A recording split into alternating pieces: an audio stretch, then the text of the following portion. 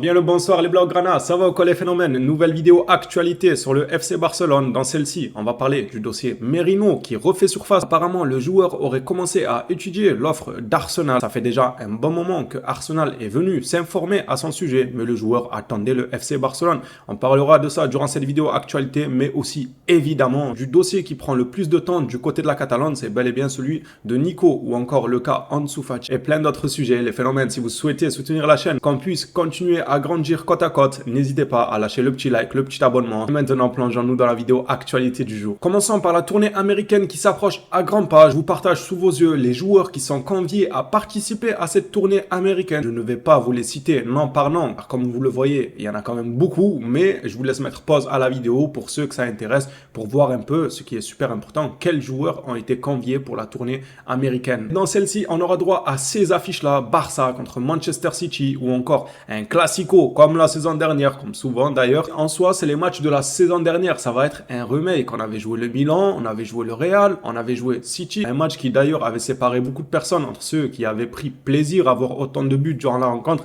et ceux qui ont remarqué que les joueurs levaient le pied, ne voulaient pas forcément jouer. Ils étaient plus là pour s'amuser que se donner à 100% pour aller chercher une victoire. Bref, les Blaugrana, concernant la tournée américaine, vous avez toutes les informations qu'il vous faut. On peut maintenant parler du mercato. Rien de nouveau au sujet de Joao Félix, mis à part un rafraîchissement de la situation parce que maintenant on a des images en 4K de Joao Félix qui est du côté de l'Atlético Madrid et qui s'entraîne déjà à Madrid. Bon, le pauvre, ça fait peine à voir quand même. À l'entraînement, il est tout seul. Il s'entraîne à l'écart du groupe. Sa situation fait beaucoup de peine à Joao Félix. J'espère qu'il trouvera un point de chute. Mon avis sur ce dossier n'a pas changé. Je pense que le Barça le garde vraiment en cas de on n'a plus rien, Nico ne vient pas, lui ne vient pas. Ils iront tenter peut-être de renégocier avec Joao. Malheureusement, ce n'est pas le plan A du Barça, comme je vous l'ai déjà dit durant une autre vidéo actualité. Comme on le voit ici, on a sur cette image un avant-après de la description de Joao Félix sur ses réseaux sociaux. Et ce qui a changé évidemment dans la description, c'est le club auquel il appartient. Il avait mis FC Barcelone, mais actuellement, on ne voit plus le arrobase FC Barcelone. Et du côté de Vitor Roque,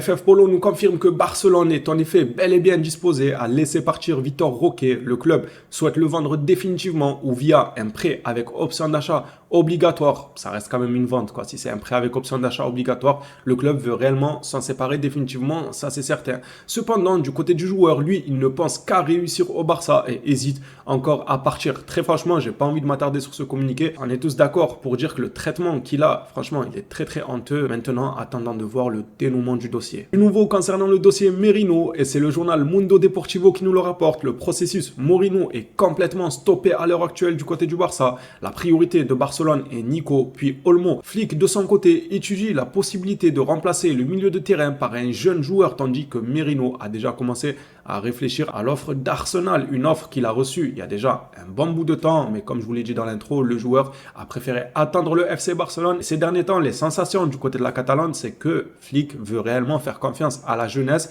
et il n'y voit pas forcément une urgence absolue comme le dossier Nico par exemple, qui est du côté du Barça. On estime que c'est beaucoup plus une urgence et je suis assez d'accord. Il y a de ça quelques jours, le PSG est rentré dans la course pour Nico Williams. Fabrice nous rapporte aujourd'hui que le PSG tente de trouver en ce moment même un accord avec Nico Williams, mais Barcelone est toujours en tête de la course parce qu'on a commencé déjà les négociations avant le PSG, mais aussi je pense parce qu'on a beaucoup plus de facilité dans ce dossier de par le championnat actuel du joueur, de par les amitiés que le joueur a, de par probablement l'amour que le joueur doit avoir pour le Barça. Moi je pense que c'est quelqu'un qui apprécie énormément le FC Barcelone, même le fait que le gars il est fan de Neymar, et quand tu es fan de Neymar, je pense que tu as plus envie de reproduire ce que Neymar a fait au FC Barcelone que ce que Neymar a fait du côté du Paris Saint-Germain. Le CM d'Actu Barça apporte un peu plus de précision sur ce dossier-là entre le PSG, Nico et le FC Barcelone de l'autre côté. Le Paris Saint-Germain a bien fait une offre pour Nico Williams, mais aujourd'hui, Jadon Sancho est la piste prioritaire du club parisien puisque le joueur anglais a déjà donné son accord pour rejoindre. Bon, ça, je m'en fous de ce que Paris a donné l'accord à qui ou quel joueur a donné son accord là-bas, c'est pas mon souci.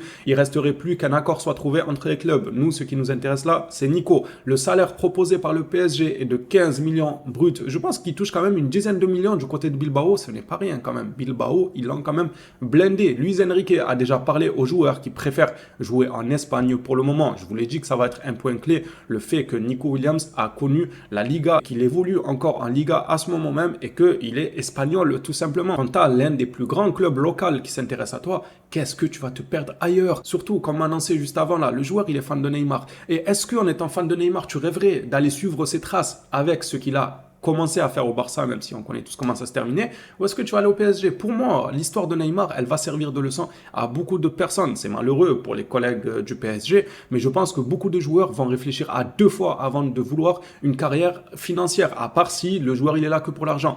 Bien sûr que si le joueur est là pour l'argent, si Paris il vient taper à sa porte, il va directement courir là-bas. Mais si quelqu'un il espère Ligue des Champions, des trophées majeurs, des ballons d'or, ce genre de trophées dont les joueurs rêvent durant leur carrière, je pense que le cas Neymar va leur servir de leçon. Et si ce n'est même Neymar lui-même qui va DM les joueurs en privé et leur dire non, on va pas te perdre là-bas, ça sert à rien, à part si tu veux de l'argent. On va pas se mentir, au bout d'un moment, le côté financier a beaucoup aidé le PSG ces derniers temps. Écoutez, tant mieux pour eux, ils se sont amusés, ils ont pu aligner des Mbappé, Neymar, Messi, même si ça n'a pas forcément porté leurs fruits. À voir maintenant comment leur club évoluera. Mais ce qui est certain, c'est que moi, j'en suis sûr que Nico n'ira pas au Paris Saint-Germain. Ça, je peux vous le garantir. C'est qu'une question de logique. Et si il finissait par aller au Paris Saint-Germain, évidemment qu'on se dira tous qu'il y a zéro côté carrière là-dedans dans son choix. Il s'est pas dit, tiens, je vais aller au Paris Saint-Germain, faire un duo avec Dembélé, alors qu'il peut faire un duo avec un jeune joueur comme Lamine Yamal qui est en pleine explosion.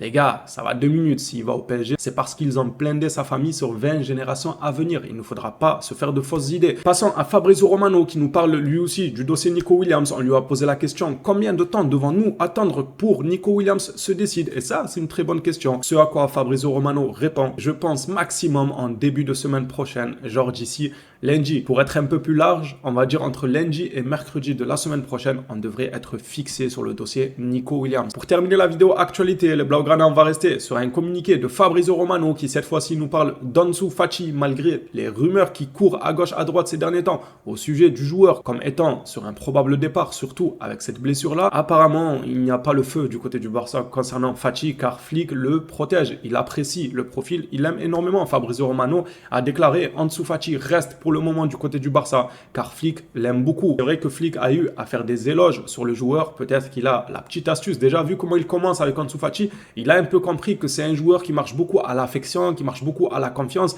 Donc là, il commence déjà à dire j'apprécie Fati, ce qu'il montre à l'entraînement c'est très bien, il revient très bien et tout. Peut-être que ça va permettre à Ansu Fati de retrouver un certain mental et de relancer tout simplement sa carrière. Les phénomènes, ceci dit, c'est la fin de cette vidéo actualité. Merci à tous ceux qui se seront abonnés, likés, tous ceux qui auront regardé la vidéo jusqu'à la fin. Un énorme merci à vous pour le soutien. On s'attrape à la prochaine vidéo sur le Barça. D'ici là, prenez soin de vous les Blaugrana.